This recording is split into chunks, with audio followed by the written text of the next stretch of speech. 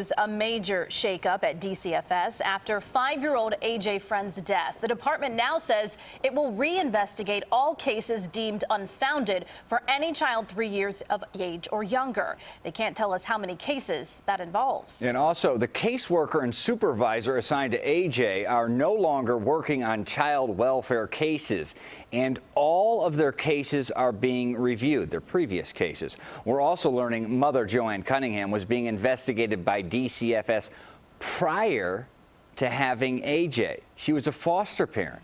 CBS 2's Audrina Bigas is live in the newsroom as we continue to piece together this troubling timeline. Audrina. Brad and Erica, this shows us that despite multiple calls to the DCF hotline, police reports about bad conditions in the home, substance abuse, and even a doctor's concern, DCFS still allowed AJ and his younger brother to stay with mom and dad. Mom Joanne Cunningham and dad Andrew Freund are accused of putting their son AJ in a cold shower and then beating him to death.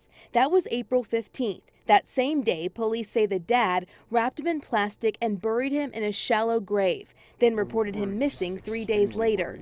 The family is no stranger to DCFS. Records date back nearly 7 years. But let's unravel the last 2 times DCFS opened and then closed a case involving AJ.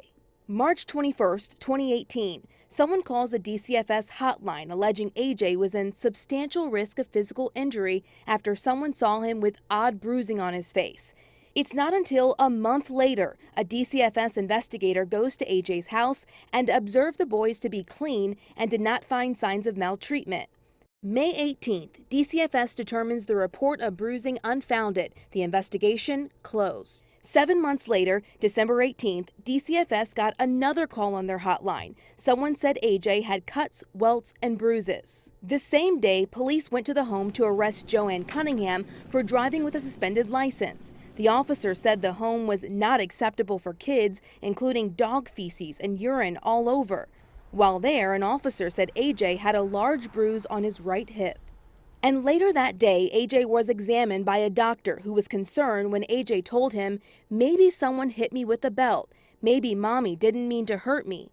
A day later, December 19th, despite the police reports from the day before, the DCFS investigator said no feces or urine was observed on the floor, and the father denied any corporal punishment, and he denied the mother using drugs. 2 weeks later, DCFS said there was no evidence of the cuts, welts, and bruises allegations. That was the last time DCFS made a ruling before AJ's death 4 months later. Now, before AJ was born with opiates in his system, this new timeline tells us Cunningham was a foster mother. DCFS opened 2 cases against her back in 2012, but DCFS said those allegations were not true.